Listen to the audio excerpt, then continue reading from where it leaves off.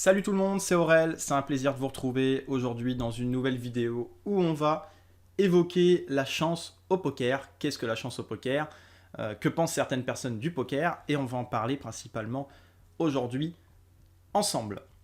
Alors pour nous les joueurs qui ont conscience, qui côtoient et qui regardent des vidéos de pros, si vous voulez, qui sont dans des formations de joueurs pros, qui ont beaucoup écouté les professionnels de poker, nous, on n'a pas de problème là-dessus, on n'a pas ce problème de variance, puisque ça y est, on a pris conscience, si vous voulez, et nous-mêmes, on s'est prouvé en fait que le poker sur le long terme était gagnant.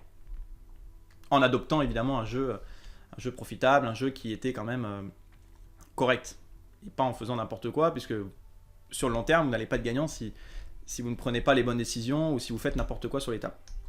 Alors, qui sont les joueurs, puisqu'on va parler principalement de ces joueurs-là, qui sont les joueurs qui pensent clairement que le poker c'est que de la chance et qu'il n'y a pas de variance dans le poker, que voilà, quoi qu'il arrive, je perdrai dans le poker, c'est un jeu de chance, il n'y a que de la chance, je vais toujours perdre au poker, quoi qu'il arrive, quoi qu'il se passe, dans un an ou dans 2 ans, j'aurai jamais rien gagné au poker.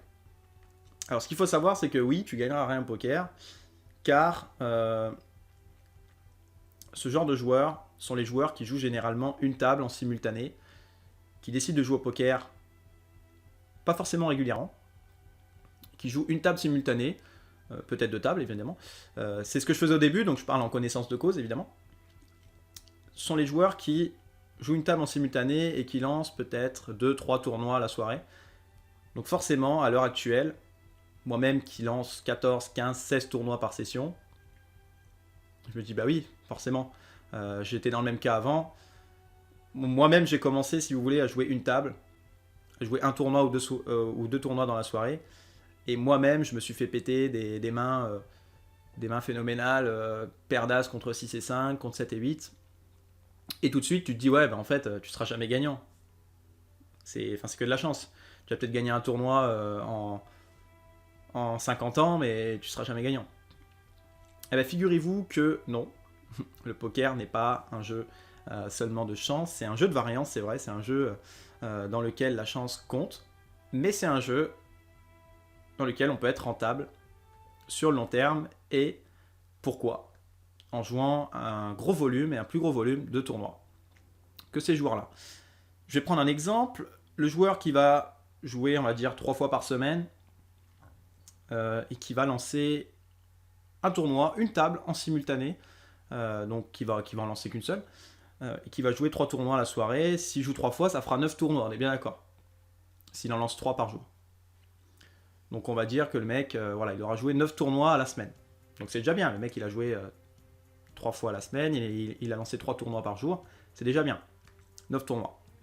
Et puis à côté, on a le mec qui fait des formations, qui a appris, si vous voulez, à effectuer un plus gros volume de jeu, à jouer plus de tournois dans une même soirée, puisque une soirée ne représente pas qu'un seul tournoi, hein, il y a énormément de tournois en une soirée. Ce mec-là, il va en jouer, allez, il va en jouer 50 à la semaine, donc il va en jouer, allez, si le mec d'un côté il en joue 3, si l'autre il en joue 14, il va jouer 10 fois plus de tournois que le joueur qui est un joueur lambda, on va dire, qui prend plaisir à jouer au poker, mais qui dit voilà, le poker c'est que de la chance, je fais que de perdre à chaque fois, j'ai paire d'as, le mec c'est que de la chance, il se retrouve avec 3 et 2, il réussit à me battre quoi. Ce qu'il faut se dire, c'est que nous, ça nous arrive tout le temps, et c'est standard maintenant pour nous, les joueurs qui sont généralement en multitabling de plusieurs tables, hein. Les joueurs qui ont pris conscience, ça y est, enfin. Et c'est ce qui est beau, prendre conscience de la variance du jeu et prendre conscience que sur le long terme, on peut être gagnant au poker. Parce que quand un mec va vous lancer 2 tournois ou 3 tournois à la soirée, nous, on va en lancer 20. Donc on aura 10 fois plus de chances d'aller au bout, surtout quand on suit un minimum les stratégies et quand on se forme un minimum déjà au poker. Encore une fois, il ne faut pas se précipiter par rapport au multitabling. Hein, je voudrais bien vous le dire. Si vous voyez les pros jouer 14 tables ou 12 tables, n'allez pas jouer 12 tables demain. C'est impossible. On n'y arrivera jamais. Moi-même, j'ai commencé avec une table. Je me suis mis à 2 tables. C'était très compliqué pour moi au début d'être sur 2 tables. passer à 4 tables, enfin, c'était même pas la peine, j'étais perdu complètement. Et aujourd'hui, je gère sans problème 6 tables. Alors, comment expliquer ça d'un côté? C'est... il faut le faire à son rythme. Peu importe le nombre de fois que vous jouez par semaine. Si vous jouez régulièrement, ça va pas prendre beaucoup de temps, si vous voulez. Mais si vous jouez un peu moins régulièrement, si vous jouez 1 fois ou 2 fois par semaine au poker, ça va prendre plus de temps, certes, afin de jouer plusieurs tournois. Ce qu'il faut prendre en compte, c'est qu'il faut jouer un plus gros volume de tournois pour être gagnant sur le long terme. Si vous continuez à jouer 1 tournoi par soirée, ou 2 tournois, vous ne serez jamais gagnant. Vous allez peut-être en gagner un par chance, ou voilà, vous allez peut-être en gagner un, mais après, fini. Donc pour éviter tout ça, il faut multitabler un maximum, et c'est ce à quoi je parle aujourd'hui. Je vais vous prouver en quelque sorte que le poker, c'est pas que de la chance. J'ai un éventail devant moi de 13 200 mains, c'est pas beaucoup. C'est pas beaucoup du tout. Certaines personnes qui ont des éventails de 100 000 mains ou 50 000 mains pourraient évidemment avoir un avis plus constructif là-dessus, mais de toute façon, la courbe sera la même chez les personnes qui ont 200 000 mains. Ça sera juste un petit peu plus faible ou un petit peu plus élevé selon la part de chance, puisque la part de chance, là, elle sera plus faible et moins mise à contribution. Alors, ce qu'on va faire, c'est qu'on va aller dans Statistiques, on va cliquer ici sur les petites feuilles dans toutes les mains, là, et on va cliquer sur Fin de la main, et on va sélectionner toutes les mains gagnées et perdues au showdown. Tout compris. Au showdown, c'est quoi, pour ceux qui ne le savent pas? C'est un tapis pré-flop, en gros.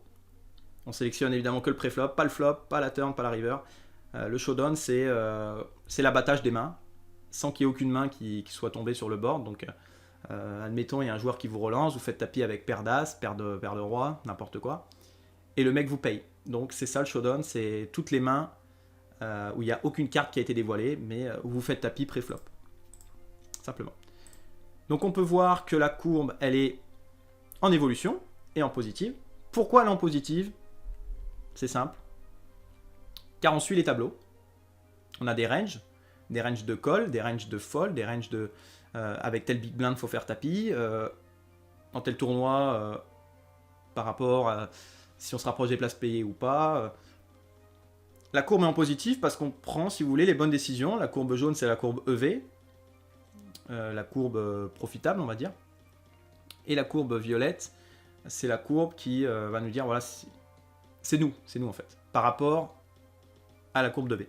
Donc on peut voir qu'on est légèrement profitable sur le showdown par rapport à l'EV.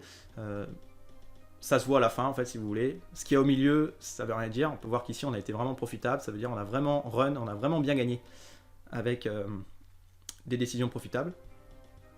Et on peut voir qu'on est légèrement au-dessus de l'EV. Ça veut dire on run plutôt bien au showdown. Au showdown, on ne parle pas de toutes les mains compris. On peut sélectionner plein de choses. On peut sélectionner une date, on peut sélectionner un moment de la journée pour lequel vous allez jouer.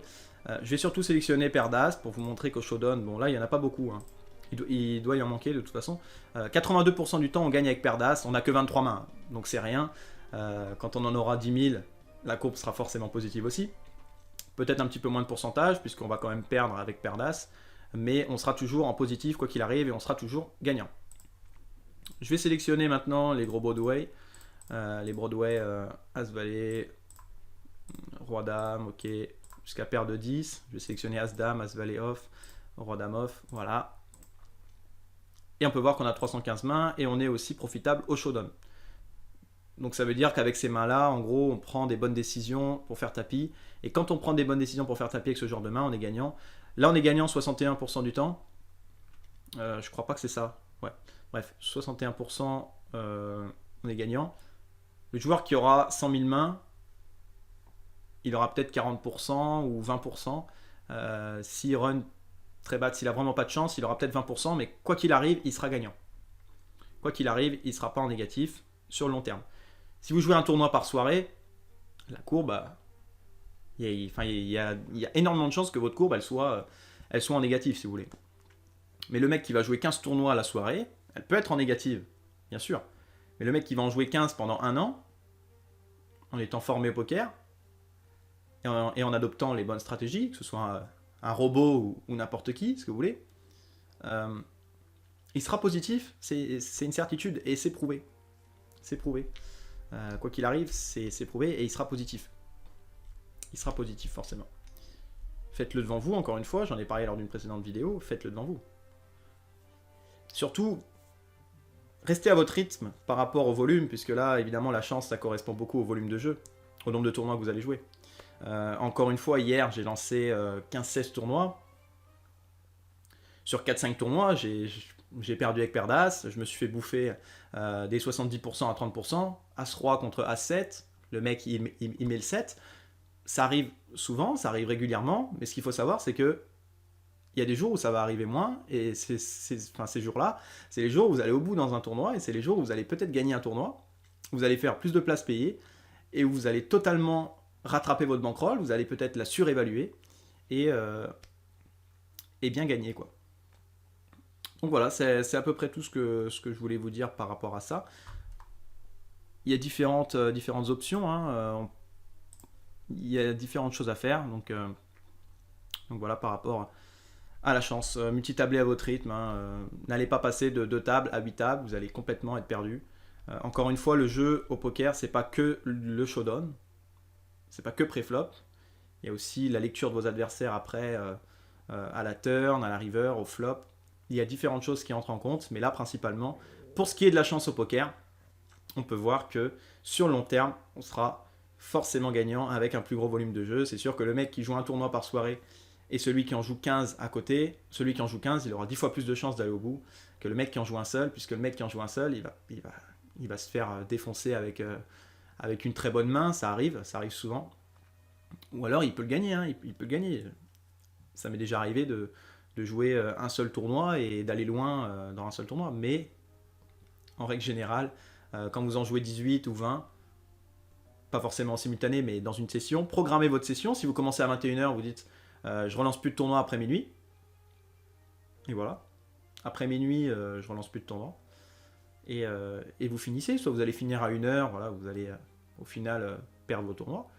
Mais il y a d'autres jours où vous allez finir à 4h, vous allez aller en table finale et vous allez peut-être gagner gros, et puis vous allez totalement surpasser votre bankroll. Votre bankroll, elle peut descendre en négatif, et c'est ce qu'elle va faire tout le temps, si vous voulez.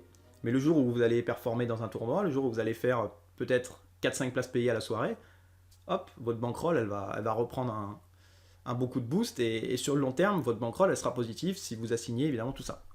Parce que là, on parle de courbe, mais c'est comme si on parlait de bankroll. C'est comme si la courbe, elle a été similaire à la bankroll, si vous voulez. On va sélectionner toutes les mains. Ok, ouais, non, mais là, c'est surtout. Globalement, en parlant de toutes les mains, si vous voulez, la courbe, elle est positive. Donc la courbe est positive, et comme elle est positive, eh bien, on va bien évidemment gagner plus, et la bankroll, elle sera positive aussi. Peut-être pas ce soir, peut-être pas demain, peut-être pas sur votre prochaine session, mais la bankroll, elle sera positive quoi qu'il arrive. Voilà. C'est la fin de cette vidéo, c'était un plaisir d'avoir pu vous proposer un petit peu ce contenu, où on parle de la chance, de l'importance de la chance au poker, et on se retrouve une prochaine fois pour une prochaine vidéo. C'était Aurel, merci à vous, et à la prochaine. Ciao tout le monde.